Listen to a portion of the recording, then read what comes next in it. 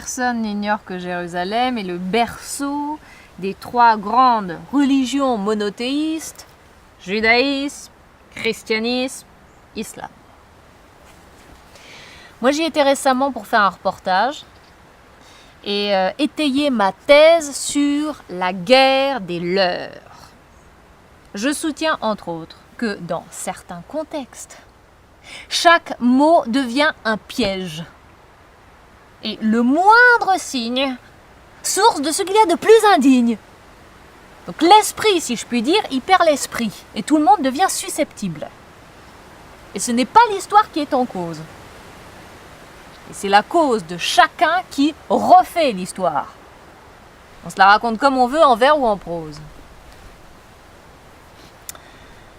Dans une petite ruelle, plein cœur de Jérusalem, il y avait 3 petites boutiques de téléphonie mobile qui se grillent quotidiennement la politesse et qui se plaignent franchement de la concurrence plutôt rude. Ils rivalisent d'ingéniosité pour attirer le client et forcer la main invisible du marché.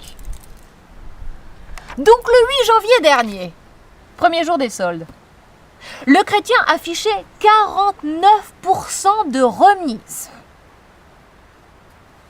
À l'autre extrémité, l'arabe affichait combien? 51% de remise. Waouh!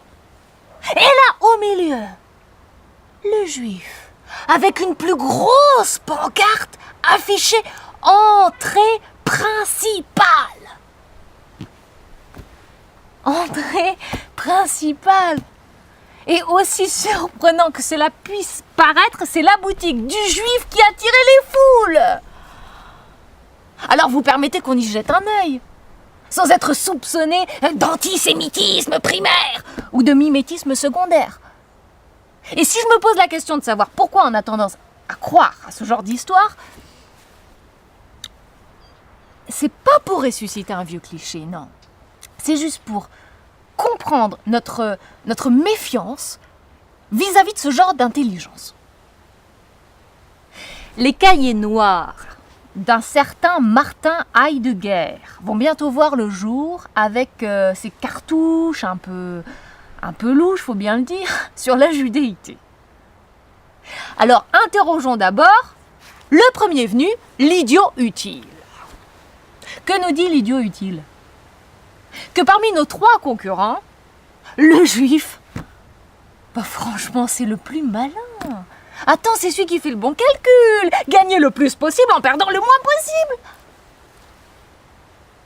C'est fort possible. Et si on demande à l'idiot utile d'approfondir un peu, il nous dira que c'est le contexte qui favorise le juif, qui est chez lui, ou se sent chez lui, ce qui revient au même à Jérusalem. Et ceci n'explique pas cela.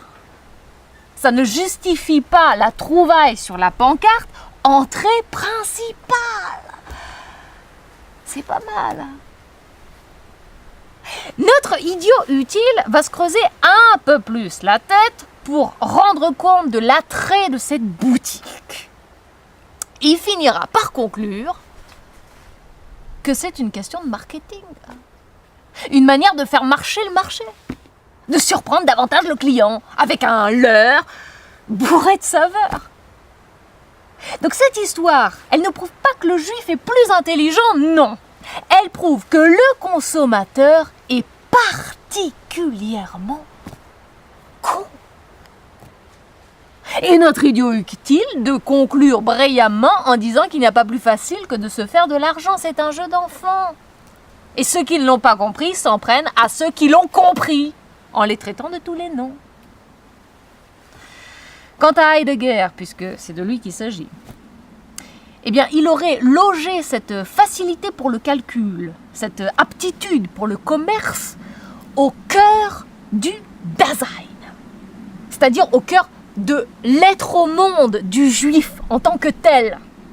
Pour lui, il ne s'agit pas de sociologie, mais d'ontologie. C'est le juif comme être qui est questionné ou remis en question.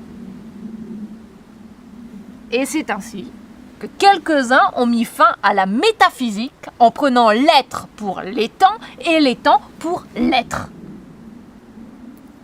Heidegger n'a donc pas lu tout Heidegger.